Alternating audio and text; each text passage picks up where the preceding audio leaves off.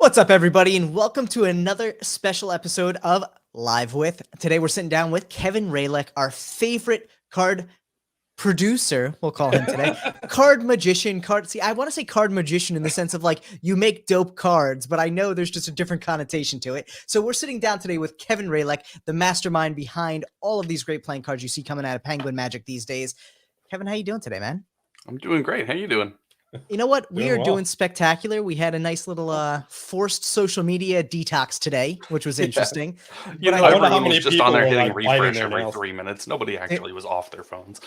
You know what? Honestly, there were probably like 5 times I checked today, and I'm like, this is terrible. But at the same time, here we are. We're about to talk about some fun upcoming releases from Penguin Magic. Today, we're actually going to be talking about the Room 237 playing cards, which for anyone out there who is not aware, this is obviously a deck based around The Shining. But this thing is going to be spectacular. I am Speaking pumped of for this thing. shining, Look at that shimmer. so good. Look at that shimmer. I So gotta say, good. man, there is so much cool stuff about this deck. I'm so excited to jump into it. You ready to do this, Steve? I'm ready. Let's hit it. Let's do it.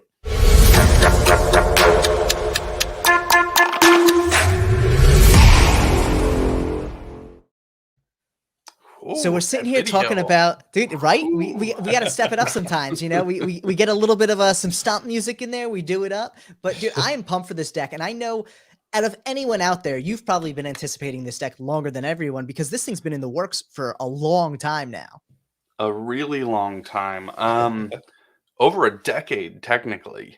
So when I first put out my very first deck, it was the Bicycle Lefty deck in late 2009, and that was when my brain started kind of getting into overdrive on like, oh, what's all the other various deck ideas that I could make, and I had the idea to do one using this carpet pattern. I was like, oh, it would be just a sick sort of B style borderless back design. And then I just kind of sat on it forever. You know, it was one of those things though that was always at the back of my head, and went and did a bunch of decks over the following decade. And so then in early 2020, I had pitched it to my bosses, and I sent them the mock-up of the back design that I had. And we were like, yeah, you know, let's explore this. How do we want to do it? And so we teased it in the spring of 2020, so about a year and a half ago. But then, of course, our deck roadmap kind of changed as we went through COVID and all this sort of thing. And so we just kind of waited with it for a while. And then earlier this year, we decided, like, hey, you know what? We should try and get this going and have it released in time to have it in people's hands for Halloween. And so here we are. So yeah, it's been a long time coming for the audience, you know, for anyone who saw it teased on Instagram a year and a half ago. But for me, it's over a decade in the making. So I'm super stoked that it's finally like here in my hands. So, it's so good. It really does look so amazing. And honestly, I couldn't get enough when I opened this box and just saw that full bleed back design. And I was just like, damn, this is phenomenal. It looks so clean. I mean, you can see it there, now that Steve's in focus, it just looks so good, man.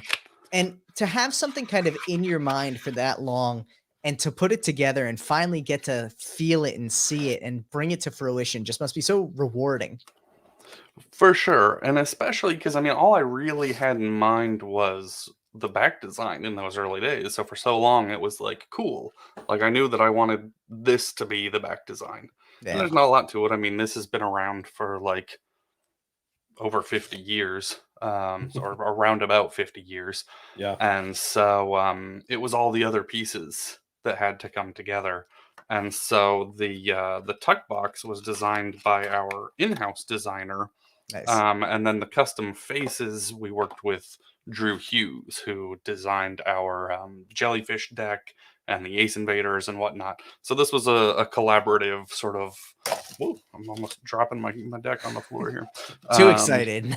Exactly. It was a collaborative design process with a few hands. So that's why we don't have just one designer credited on the project, because it was a multiple sort of thing. But yeah, we can take a look at the tuck here. So we have that great double foil. So the tuck box is this matte black paper. And so the whole design is foil. We have the orange and red foils. And we have that on the inside as well. Which that I really love. Dude, it looks so good. Catch the light there. Yeah, it's Yeah, so really shiny. good. This is probably one of the blingiest tucks that I've ever done. And I super dig it. And then we have the nice little typewriter custom seal, It's fun. which is really fun. What did Really clean, like Tyler's face. The jokers, sometimes with our decks we do identical jokers because we know magicians like that. Sometimes we do two different ones, just kind of depends on the vibe of the deck. So we did these elevator jokers. The second I saw the So- first elevator Joker, I'm like, there better be blood on this second one, or I'm putting the deck back in the box and I'm not getting any further. Like that would have been a total fail to not have any blood. So yeah, we have those two jokers. Dude, which it looks is so great. good. Erica wants to know if Um, she can get an unfolded tuck. That would always be a fun little cool. artistic add-on that you could do. Yeah. Yeah. That's something we could maybe think about, yeah. And so we have our blank facer and double backer cards, which is we don't use those gaffs in every deck, but the majority of the time these are kind of our go-to gaffs because we find that the versatility with these is just really nice. Yeah. And then all the faces are custom, very standard in a way, but we have one or two pips with the pattern on each card. Which I like And that then, it of alternates course- too. Like a lot of times you see decks they either do the same amount on all of them, or it's nice that there's a little bit of variation there. Sure, and I think for me it's just about finding that balance. It's like what feels right on the card, and so like on a 7, it feels right to just have it centered there, whereas then we have the nice big pips on the Yeah. aces, and so then on a 6, it felt right to have 2, like because if Yeah. it's 1, it feels off balance, I guess to me. And then the courts are each neat. I'll go through and just pull out all the courts individually. I I have love to the say, progression of the courts. Yeah. That's exactly so the word cool. I was going to use was progression. Yeah. this deck honestly like hits on so many different levels between the back design, the foil, just the attention to detail, and the courts are just the icing on the cake. They're so like fun. they're so great. And that's always my goal, is to have the whole deck be the sum of its parts. Yeah. There's some decks out there that I love just for the tuck box or just for the back design, and you may or may not like or dislike other elements about the deck where you're like, oh man, deck X, I really love this element about it, and the rest is kind of like eh. We really try hard to make sort of all the various components work together, and of course with all art it's subjective. People may agree or disagree depending on the project, but that's always something that we're keeping in mind at the very least. Nice. So let's start with the jacks. Let's get our progression here. I love the background of the courts, like those faded Me trees. too. Yeah, I was Just the super distance. thrilled with what Drew did there. So Yeah, the there we distance, go. kind So of our like the forest. So cool. Jack, and he has his little lollipop there. And as you go through the 4, he proceeds to kind of eat down the lollipop. That's just a little tiny older. bit left. I make Kevin And large then- here. Whoop. And then on the last one, all he's left with is the stick, which I think is dripping candy. I think that's just something there. But then let's get the queen. Looks like a prison shiv if I've ever seen one. And so for everyone out there asking for the details while Kevin's running through these courts, these are going to be printed by USPCC on their classic stock. They honestly feel great in hand. This is the thin crush stock. Yeah, thin crush, there you go. Crushed, yeah. It feels so good. I love the feeling of that crush stock. So there's our first queen. And so yeah, with each one, you kind of get the descent into madness as you progress through the suits. You kind of get more and more disheveled with each one. Oh, the backgrounds are so cool. Yeah, I love the backgrounds. And then the kings obviously are sort of the most, not necessarily the most important, but I mean, Jack, man. Jack is Yeah. where it's at. we got the king of clubs. He's still well put together. He's got his screwdriver, which is just as much tool as weapon. And then, a little more angry, a little less put together with his hammer.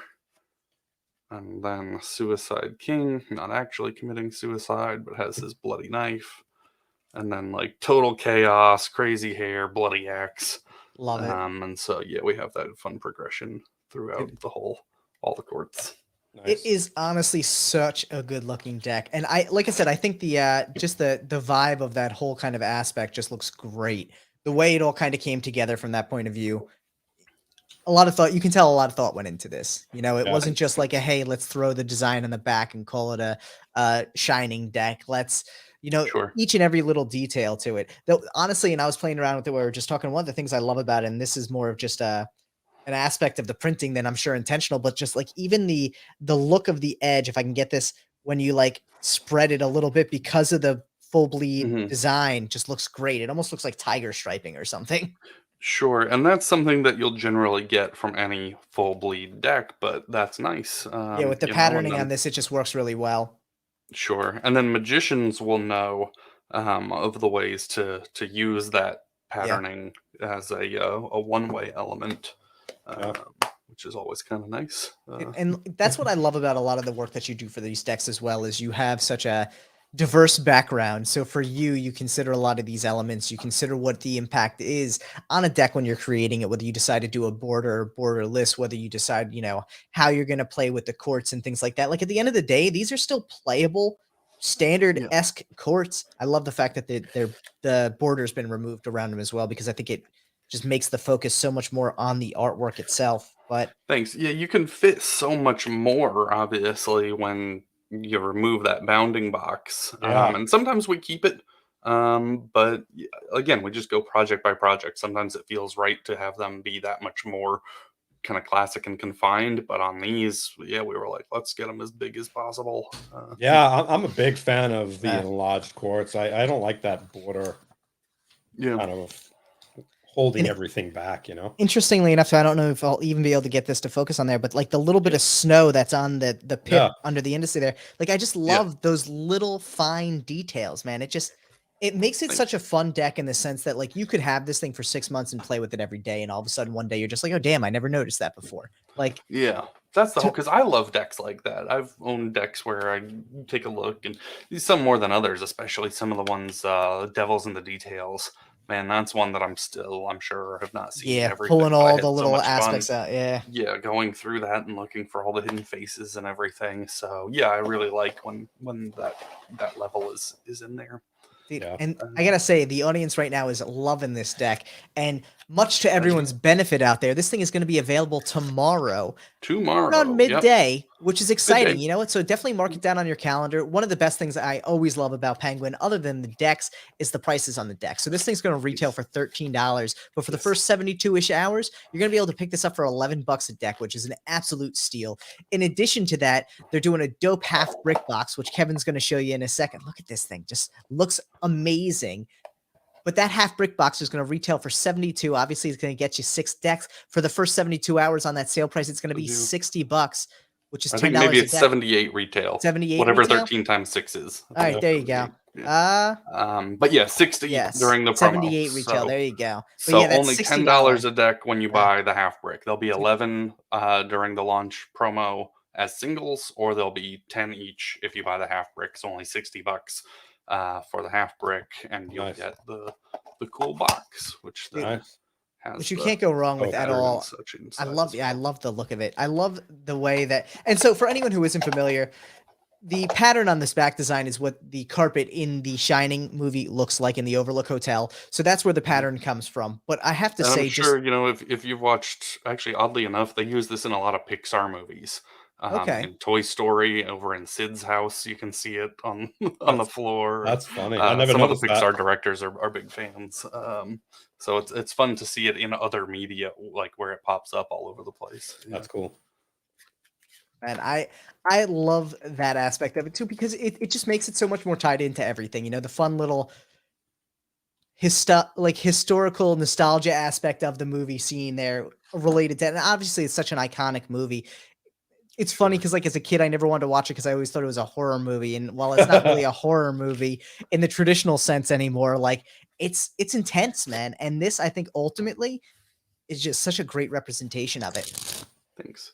Yeah, and it's we've done Halloween decks in the past at Penguin, and most of them were very family friendly, cutesy, sort Yeah. of like fun little pumpkins and that sort of thing. And I don't have a problem with that at all. But Halloween is my favorite holiday. That's the one that I look forward to every year.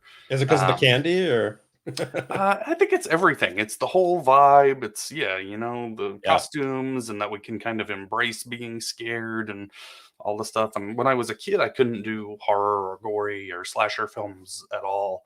I was like 8 years old when I first saw the original Night of the Living Dead, and Okay. it just like scared the heck out of me. And so I just stayed away from horror movies for years and years and years. And it's only been in the last 5-10 years that I've started getting more of an appreciation. And so now I spend like all of my evenings and weekends through October's just like watching as many as I can. Nice. And so, yeah, that's just fun for me every year to kind of brainstorm what's our Halloween deck going to be. Um, and then obviously the feel as well, in addition to the art. So these are traditionally cut. They're on the thin crushed stock from USPC. And just because it's something that I explain a lot, but I feel like it gets asked a lot. Traditionally cut just means which direction the blade goes through the cards. So Yeah. when the cards are, they actually go from sheets down to strips. And then when they're punching out each individual card from the strip, so you can see like in the uncut sheet behind me, they'd cut those sheets down into 7 or 8 strips and then punch out the singles. It just is a question of whether the blade is going through the face side or if the blade is going through the back side. And so a modern cut means that the blade is going through the back side from backs to faces. A traditional cut means the blade is going through the faces from faces to backs. And all that does is sometimes give the deck a slight preference of which way it wants to pharaoh shuffle. It doesn't make a huge difference for most of the things that you're doing with cards, but a lot of magicians have come to prefer that traditional cut because if you're doing a tabled pharaohs, especially, so you're at a table sitting like this and you're pushing the cards together from the bottom up, you want that natural preference to exist where it wants to shuffle from faces to backs, which the traditional cut gives you. Yeah. One issue that I see a lot, people will say like, oh, well, I'm shuffling the cards face down. I'm doing a face down pharaoh and it's not working for me. And it's because they're using a face up technique, even though they're holding the deck face down. Because regardless of face up or face down, what people should think about is whether you're shuffling from faces to backs or from backs to faces. And so a traditionally cut deck wants to shuffle from faces to backs. So, and not that it won't do it the other way. If you take this deck, and this one's fresh out of the box, I just opened this today. So, I mean, this still will shuffle from backs to faces. But that, and a lot of people learned this technique from Card College by Roberto Joby. And so they'll hold face down, but they're shuffling from backs to faces because they're starting the shuffle at the back of the deck and going down, whereas you would want it to start at the face of the pack and go up. So rather than face up, face down, I encourage people to think of face to back or back to face. And that's what traditional cut's going to have an impact on. And that was probably boring to everybody except one person watching. I was just literally about to say, for everyone who just thought that Kevin was the pretty face behind Penguin cards, you're 100% wrong because he's also a fucking brilliant man here telling us all the history of these things. And it's interesting. Someone literally just chimed in and said, I didn't know that. So... All right. And that's, and I feel like I've explained it on comments on forums and in various hands-on videos that I've done. But it's just one of those things that, obviously, especially in the card collector world, most of those people haven't read magic books and that sort of thing. And so they may know what a pharaoh shuffle is because that has gone around a bit. But yeah, in terms of the minutia, and a good way to tell whether your deck is traditional or modern cut is to bevel the deck like this. All right, so that it's sort of like a weird little diamond shape. Okay. So you'll bevel it a little bit. And so now when you rub this edge, the one where the backs are up, there you're mostly feeling the back edge. Whereas if you rub this edge, you're feeling the face edge. And you'll feel, especially on most USPC decks, that one of these is much smoother than the other. That's shocking. The smoother side is where the blade passed through. So that's letting you feel that little microscopic bevel. And so whichever side, so if it were smoother on the back side, that would be a modern cut deck. But since this is smoother on the face side, we know it's traditionally cut. And then same thing, you can really often tell by what the preference is of the deck, which way it wants to shuffle. Yeah. That's And a lot of intense. decks, especially once you break them in a little bit, that preference goes away. It's really more so like an out of the box thing. Okay. Dude, Chris There's is like, the I'm nerd opening a lesson for deck. this evening. dude, no. Listen. People are excited by this. I never would have even thought about that. And the fact is, like, I always feel like when you talk about the feel of a deck and all that stuff, you got to be like Jeremy Griffith to be able to pick up all the subtle nuances. So when I shift the thing here Okay. and I can feel how smooth it is, I'm like, holy shit, that's really smooth. Right. And that's nice for me as well. Sometimes you'll get one where the difference is really noticeable and some where it's like really hard to tell.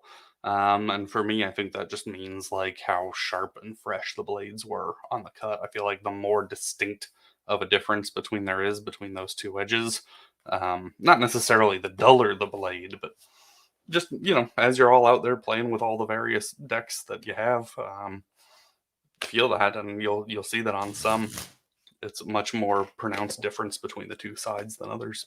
I'd like to see it like you have any chicken nuggets? I don't here. I think I have them in storage. I recently feel tidied up the office, and a lot of decks moved off site for the moment. Yeah, take out a Hansen Chen deck and feel it. Both sides are really smooth. Super smooth. Yeah. Yeah. And that's something that I found with a lot of the overseas printers, and something that I found Cardamundi when they first put out the B9 stock. So I think the first deck that I handled on those was the DMC Elite Rouge that Phil Smith made. Yeah. And those had such like a glass-like edge that they like would not faro the opposite way. They would faro one way, but the other way was just like ain't happening. Really? And same thing, you get really nice, super smooth edges from like Expert and Legends from either their China or Taiwan factories. The edges have a really, really nice smoothness.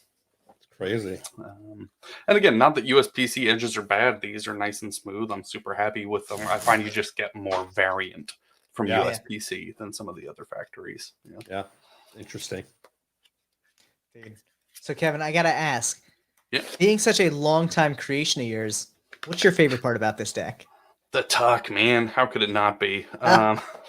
It turned out so nicely. And when we first designed it, you design a lot of things sometimes with foil in mind from the get-go. Yeah. And then other times you design something with just ink and paper in mind from the get-go.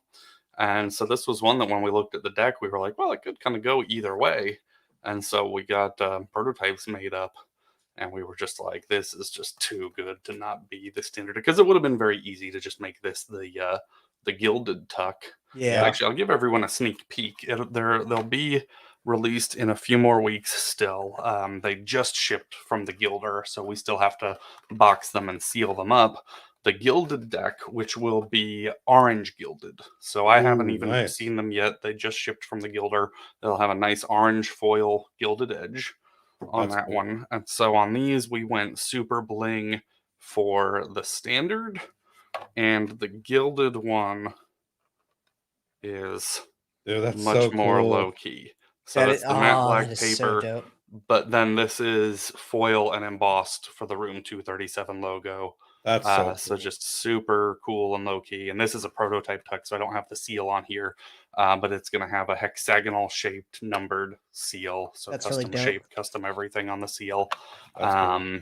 But yeah, that one is, it just feels real slick. And then you'll get sort of the nice shiny cards inside. That's so good, dude. Sneak peek for those watching tonight, because no one else is going to see those for a while. Nice. How many gilded are going to be available? 237. Nice. Perfect. Absolutely perfect. Yeah. That's the right answer. Sometimes you really have to rack your brain about how many should we make? Should we do 200? Should we do 250? What, and sometimes it's just sort of ultimately a choice that you make.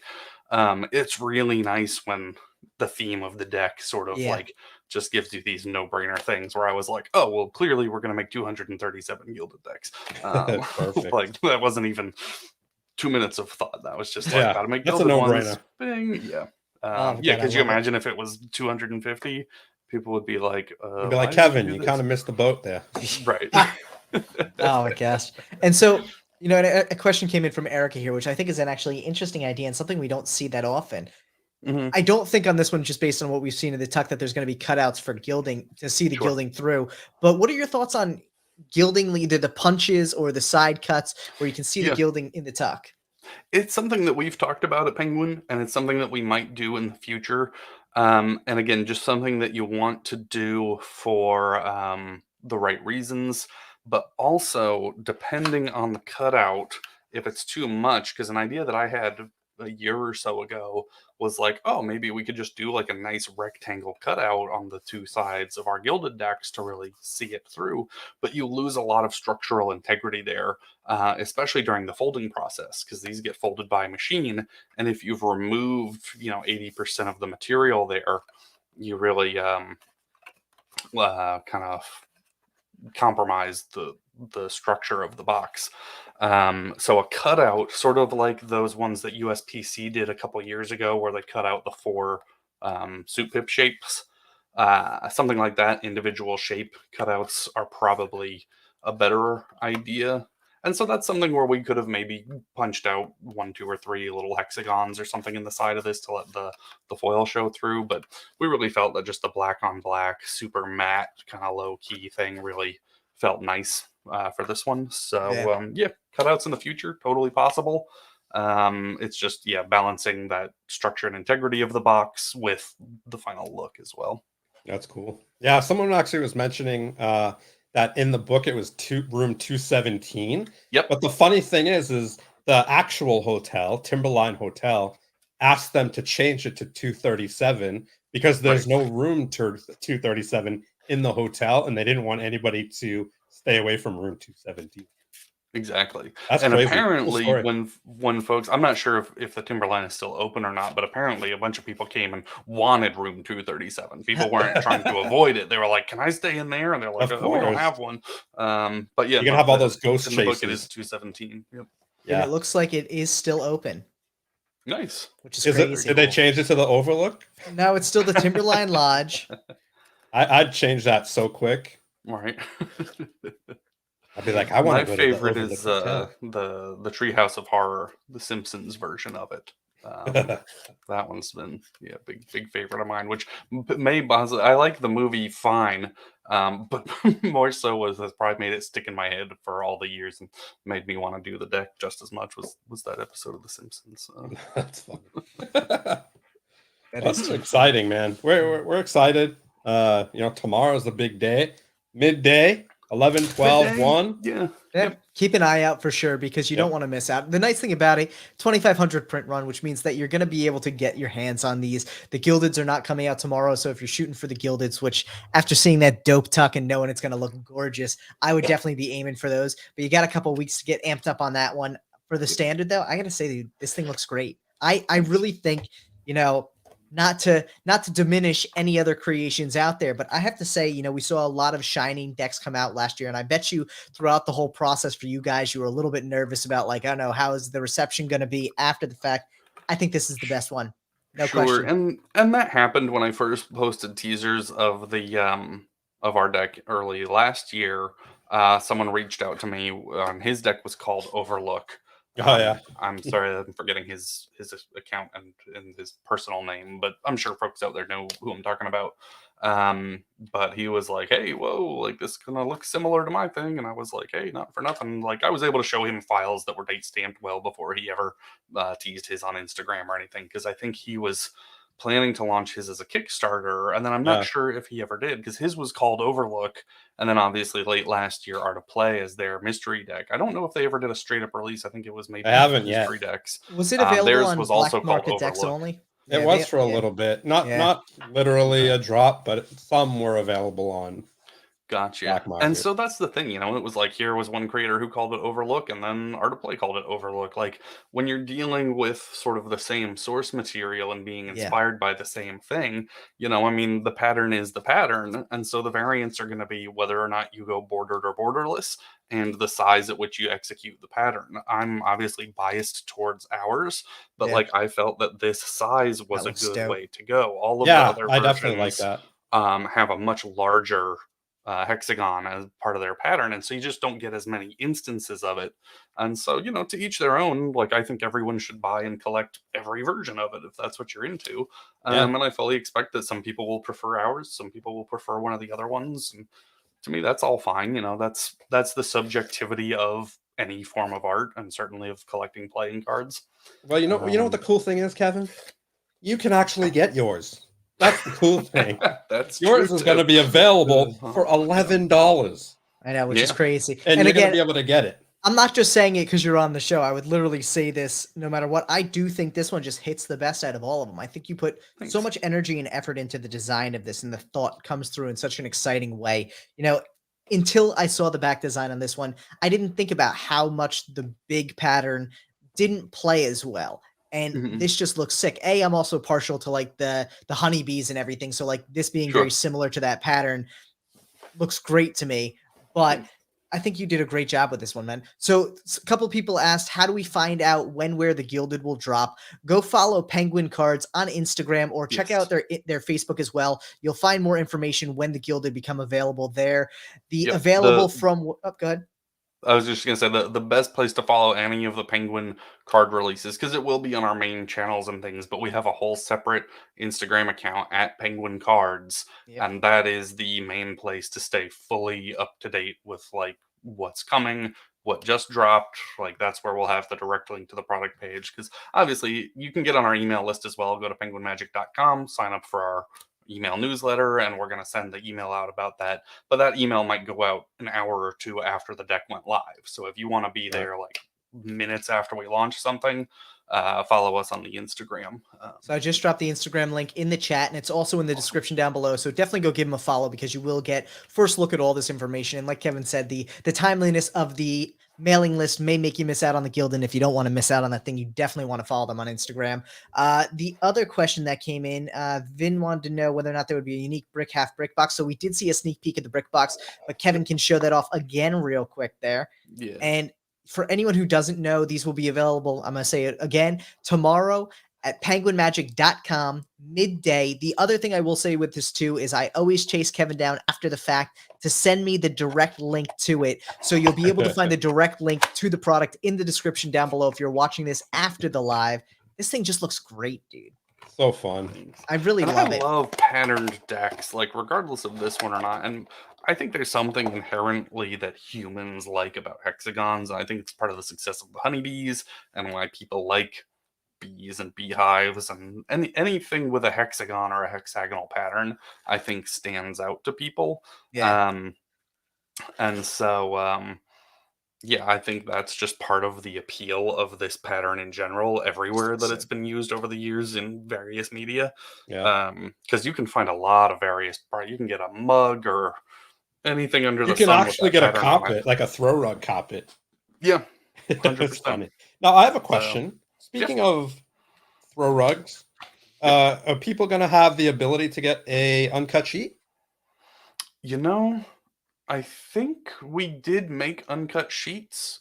We usually make 25 uncuts because that's the USPC minimum. Mhm. And we tend to not do a lot with them. The market for uncuts is not nearly so hot and strong as it used to be. And obviously that varies from deck to deck. Some decks people want an uncut more than others. So generally we don't put our uncuts up for sale, but yeah, maybe on this one that's a good idea. That'd be fun. I think Um, a lot of people would really dig them. yeah, so stay tuned, and if we do that, it should be like a drop down option from the main product page. And same thing, follow our Instagram, because if we do make those available, Yeah. we'll definitely post about it. Yeah. So, and Sweet. it's funny because it wouldn't be alive without you, Kevin. If someone didn't ask what uncut sheets you have in your background. I gotta start changing them up every month just so There that you it's a go. different answer. You could probably change them up every week and have enough for a year, probably. Yeah, I had to stop getting copies of every uncut for every project years ago. So now I just get select few, especially of the marked decks. Yeah. Nice. And oddly, most of these aren't marked. I do have a lot of marked uncut sheets. But this one is the bicycle lefty deck. So that was the first deck that I ever made. So I know you can't see on the video, but those all have the reverse index and the two Nice. wrong corners, so to speak. The one right behind my head, this is Tally Ho Gaffs, Nice. which was another self-produced deck that I did. But then Penguin just earlier this year did a V2. So this is a V1 of the Tally Ho Gaff. But if you need Gaff Tally Ho cards, double backers, blank facers, etc., we released a V2 of those with Penguin. This one is David Blaine's marked deck, the one that was out at retail stores about 10, 15 years ago. Nice. You could get it through Walmart, Target, whatnot. As far as I know, I'm only aware of like 4 of these that exist, and I was able to just get this through a connected friend who traded me some stuff for it. So that one's a prized possession, my Mark David Blaine sheet. And then this one is Emmanuel Jose's Curator deck, the Transformation deck. And I do have uncuts of every deck that Jose has put out, or that Emmanuel has put out. But this first one we did with House of Playing Cards when I worked over there with Alex. I had seen Emmanuel posting online. I was living in New York at the time, but he's a North Carolina native, which is where I'm from and where I live now. And oddly, when he and I first touched base, I was about to come home and visit. So we scheduled a meeting and sat down in a coffee shop and talked about things. And so HOPC produced the Curator deck. And his art is just so creative and beautiful. So I have that one framed up, and I want to frame up his others because he did the food themed one and the circus one and the birds, the clipped wings. So he had several great decks. And he's not producing decks anymore. He's focused on other things. Maybe hopefully someday he'll come back and do some more decks. I would love that. But yeah, so those are the uncuts that you can see.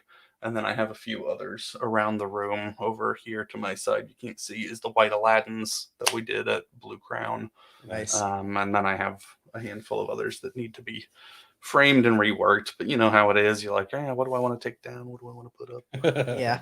I need more walls is ultimately the answer. Yeah. That is always the problem. You know, it's uncuts are always a beautiful thing, especially with really custom decks and decks that really work together in that way. But yeah, it's tough. What do you do with them all? You know? Right. Exactly. And that's the thing. So a bunch of them, I used to keep a lot of them in tubes, but then I also have basically uncut sheets of deck proofs. So when you proof out a deck, you get it in the mail in uncut sheet form, but it's actually 2 sheets. So they don't print it double-sided. They'll print one for the faces and one for the backs, and so you have 2. And you just can't keep all of that in tubes because you wind up with way too many. So I have one of those big artist portfolio flat things that keeps them all stacked and flat and whatnot. Nice. So that I can just kind of live under the couch and everything can stay where it needs to be. Yeah. That is too funny. We may have to do a part of the 24-hour episode. Maybe we'll do like a museum tour of Kevin's uncuts. Oh, dude, that would be so fun. That'd take 4 hours by itself. Listen, we got 24 hours to burn. That's fine. That'd be fun, actually. Just go through some really cool uncuts that you have. I mean, the fact too, like the best part of it is like not only the artwork, but the fact that some of these are like legit milestone decks. Like, yeah. And so, some are fun. I like ones where we made a change between the proof and the production. So there are some. So like one of the cards in the V2 Tally Ho Gaff is a purple back card. But when the proofs came in, I didn't love the shade of purple. It was a little too dark and maybe a little too similar to a blue back. And so for production, we changed it to more of like a lavender purple. Interesting. Just to make it that much more distinct from either red or blue. So I have the proofs with that darker purple, but that actual deck will never exist. That's cool. crazy. So those proofs are kind of cool. It's just like a one-off oddity. Maybe we'll you should do that for every deck. Just make one change after the proof something and make it some crazy thing, and then change it and be like, this is a 1-of-1. Oh my god, I love People it. will be like, yeah, but you have every single uncut as a 1-of-1, and they'll be like, that's the plan. That's the, yeah. That's That's the that's plan. definitely how you inflate that value there. But Yeah. for anyone who missed the design, these beautiful room 237 cards are going to be dropping. Let's see if I can get this to focus without putting my hand behind it. It's like caught on my headphone. I can't even do anything about it, but there we go. I got you, Ty. Thanks. I appreciate it. See, there we go. Look at that. Beautiful. For anyone who has not seen these yet, definitely head over to Penguin Cards on Instagram. Give them a follow. Sign up for the Penguin Magic mailing list so you get that information as well. Make sure to head over to penguinmagic.com midday tomorrow to pick up a room 237 deck for yourself and keep an eye out for the gilded ones in the coming weeks. Honestly, these things are amazing. And at $11, this is probably one of the coolest and least expensive custom decks you're going to be getting this year. So definitely Thanks. don't miss Yeah, out on it. I I love think this thing. we're a little crazy with that because I mean, almost any deck that puts out a tuck like this that not only has 2 foils on the outside but 2 foils on the inside, like, oh, I don't know who else is selling that for under $15. I know, it's so the crazy. fact that these will be 10 a deck or 11 a deck depending on singles or 6-pack. Yeah. So yeah, our launch discount, which will be about the first 3 days while supplies last, there'll be 11 if you buy singles, but if you buy the 6-pack, it's only going to be $60. I should get Now, this if you dope buy ass So, big six, box. if you buy 6 gilded decks, do you get a half brick? Yep, Boom, half it's brick. the same one. They'll come in the same box, but yeah, Yeah. if anyone does decide that they're going to want that many gilded decks, you think, I think the gilded ones are going to sell fast on this one. Yeah, I Our think so gilded too. decks, being fully honest, sell at different paces. Some stay in stock for a good while. Others, so like when we did our Purple Jerry's Nuggets and we did those gilded ones, I think they sold out in like an hour. Yeah. So yeah, I would say definitely stay tuned to the Instagram if you're into the gilded ones because I think those are going to go quickly for this deck. But Yeah, I think so as well. Especially with yeah, orange. if someone wants a 6-pack of the gilded ones, yeah, we'll put them in the half brick for you. Yeah, no, that's Well, like fun. we mentioned, make sure to tune in tomorrow, midday, just for a caveat there, midday Eastern time. So that's going to be earlier Pacific time, but sometime between 10 and 1 Eastern time is a safe bet. Keep an eye out. I'll give you that 3-hour window there, but I guess probably around 11 or 12 midday Eastern time. Keep an eye out on penguinmagic.com. Keep an eye out on Penguin Cards. As long as Instagram doesn't go down, Yeah, you'll be able as to long get as the there's no massive outage of all of the Facebook-owned Yes. websites. Crazy. I'm going to tell you right now, trying to post stories midday and only getting like 6 of the 12 up that you wanted was tough. C-Dub, I wish I was going to have a full beard tomorrow. That would be an amazing trick if I could grow a beard overnight. But you may just have to wait a couple months until the 24-hour and see what happens there. Everyone out there watching, we really do appreciate you all coming out. Make sure to like the video and subscribe to the channel if you haven't already. And like we said, click the links down below. Give Penguin Cards a follow on Instagram so you don't miss out on the dope decks they're dropping for the rest of the year. Kevin gave us a little bit of a sneak peek earlier, and I'm going to tell you, you do not want to miss out on what's coming the rest of the year because these things are gorgeous. Peace out. Thanks so much, Kevin. Take care, everyone. See you all tomorrow. Thank you, guys. Always a pleasure. See you.